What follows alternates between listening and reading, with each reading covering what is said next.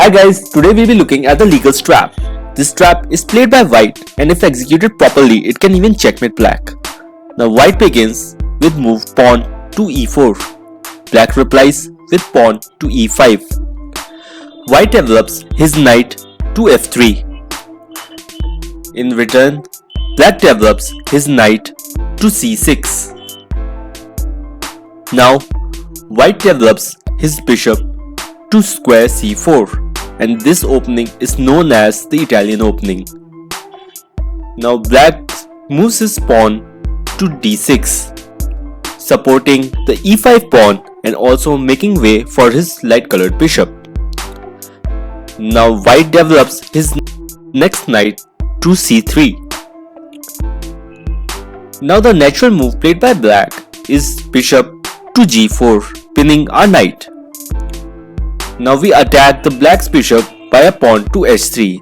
Now this move is really important for our trap and I'll tell you later on why this move is important. But for now, let's just move the pawn to h3. Now black's bishop has two options, either to take it back or to capture our knight. In this situation, the best move for black is to capture our knight with his bishop. In which case, we'll simply capture the bishop back with our queen. Here, we'll capture the bishop back with our queen. Now, the game is even.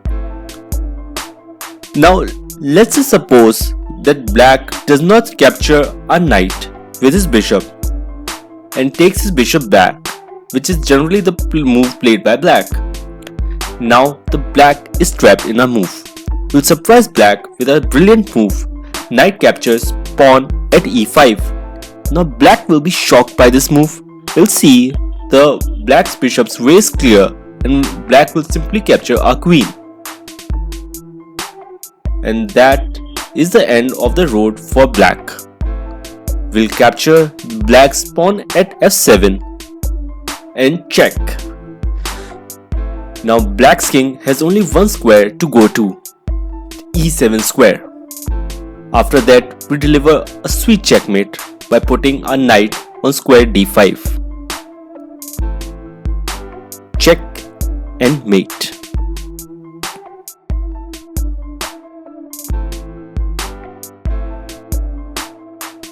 Now let's look at the second variation. What if black is smart enough to not capture our queen with his bishop but instead captures our knight with his knight? In that case, we'll simply capture the black's bishop with our queen. Now black will see that our bishop is undefended and will capture our bishop with his knight. Now you must be thinking that we are a piece down, but hold on a minute. Our trap has not yet ended. We'll put our queen on b5 and check black's king and fork the king and the knight, and as soon as black interrupts this check, we'll just capture the knight. Now we are a pawn up and much ahead in development and will be easily able to win the game.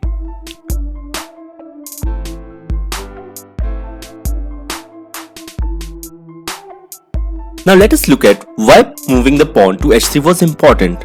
If we hadn't moved it and had directly captured the pawn at e5 with a knight, then black would have simply captured our knight with his knight.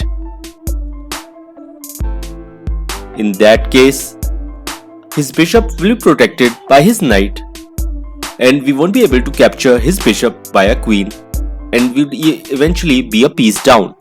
So it's better to move the pawn at h3 and let black's bishop retreat to square h5. So guys, if you like the video, please hit the like button, and for more such videos, please subscribe to the channel.